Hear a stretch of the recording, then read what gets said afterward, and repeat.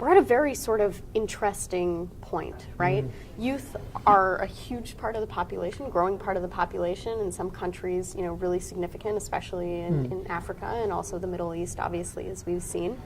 And I think that, you know, people sort of see this as a moment where, you know, they're either going to, you know, embrace opportunity and help build peace and democracy and, you know, more robust economies in their countries, or they could go in the other direction, and it could be fairly destructive if we don't find a way to provide those opportunities. So what do you see as sort of the greatest challenge in youth's ability to build peace, to sort of help build this future generation that's productive?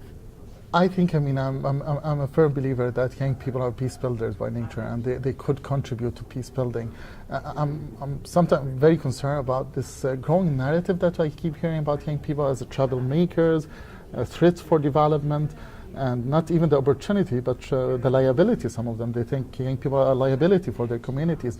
And I think that's absolutely wrong, and we have to challenge this narrative. We have to promote the positive narrative about young people, and I could give you many examples. I mean, just a recent example from Colombia, and see the peace process there, and you see who is really pushing for this peace talk to continue, are young people.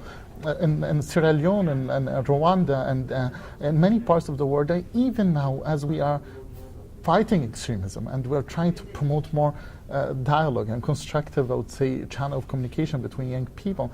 Young people are at the forefront, but most often you will not hear about these brave young people who are really, I mean, pushing for more positive, I mean, a relation between young people, also putting the right narrative about youth. Of course, we should not ignore the fact that many young people are in a vulnerable situation. If you are unemployed for many years, if you live in a conflict zones, around 500 million youth are overqualified and underemployed. And around 600 million jobs needed in the next 15 years.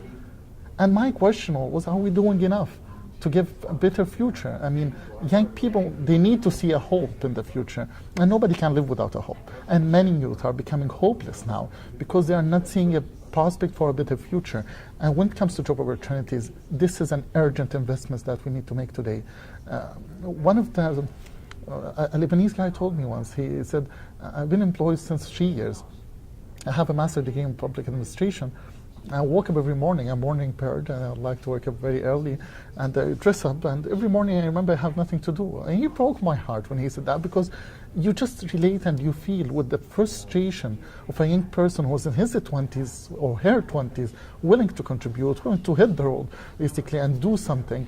And every day, I mean, they are reminded that their contribution has no place yet. I'm not talking only about, I'm talking in general for any young person around the world. So the challenge here is we need to promote more job opportunities and better education, but also we need to take young people more seriously.